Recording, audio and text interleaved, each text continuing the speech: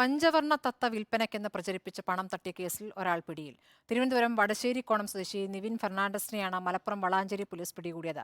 Online വഴി പരസ്യം നൽകി വളാഞ്ചേരി സ്വദേശിയിൽ നിന്നും 2 ലക്ഷം രൂപ തട്ടിയെന്നാണ് കേസ്. അഷ്കർ അലി കരിമ്പ വിവരങ്ങളുമായി. അഷ്കർ, ഇപ്പോൾ ഈ പഞ്ചവർണ്ണ തത്ത ആ, വിൽപ്പനയ്ക്ക് എന്ന് പറയുമ്പോൾ ഇതിന് ഇത്രയൊക്കെ വിലയുണ്ടോ? എന്താണ് ഇപ്പോൾ പോലീസ് പറയുന്നത്? സ്മൃതി, മലപ്പുറം ഇരുമ്പുളി സ്വദേശി വളാഞ്ചേരി ഇരുമ്പുളി സ്വദേശി നൽകിയ പരാതിയുടെ അടിസ്ഥാനത്തിലാണ് ഇപ്പോൾ തിരുവനന്തപുരം സ്വദേശിയായിട്ടുള്ള നിവിൻ ഫെർണാണ്ടസ് എന്ന റിയാസിന് വളാഞ്ചേരി പോലീസ് പിടികൂടിയിരിക്കുന്നത്. പോലീസ് പറയുന്നത് ഓൺലൈൻ മുഖേന ഇത്തരത്തിൽ പഞ്ചവർണ്ണ തത്ത ഉൾപ്പെടെയുള്ള വിവിധ പക്ഷികളും മറ്റും വിൽപ്പനയ്ക്കുണ്ടെന്നുള്ള വ്യാജ പരസ്യം റിയാസ് നൽകിയിരുന്നു.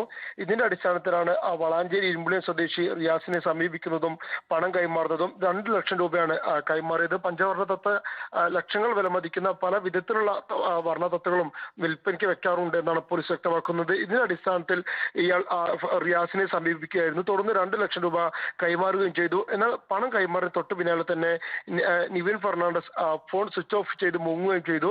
തുടർന്ന് പരാതി നൽകിയെങ്കിലും ഇയാളെ കണ്ടെത്താൻ സാധിച്ചിരുന്നില്ല. എന്നാൽ പരാതിക്കാരനും സുഹൃത്തുക്കളും ചേർന്ന് തന്ത്രപൂർവ്വം ഇയാളെ കണ്ടെത്തി വലയിലാക്കുകയായിരുന്നു. തുടർന്ന് പോലീസിന് വിവരം കൈമാറുകയും ചെയ്തു. ഉടൻ തന്നെ വളാഞ്ചേരി പോലീസ് എത്തി ഇയാളെ കസ്റ്റഡിയിലെടുക്കുകയും ഇയാളുടെ അറസ്റ്റ് രേഖപ്പെടുത്തുകയും ചെയ്തു. കോടതിയിൽ ഹാജരാക്കിയ പ്രതി ഇപ്പോൾ റിമാൻഡ് ചെയ്തിട്ടുണ്ട്. സ്മൃതി. ശരി, അഷ്കർ അലി കരിമ്പയാണ് വിവരങ്ങൾ നൽകിയത്.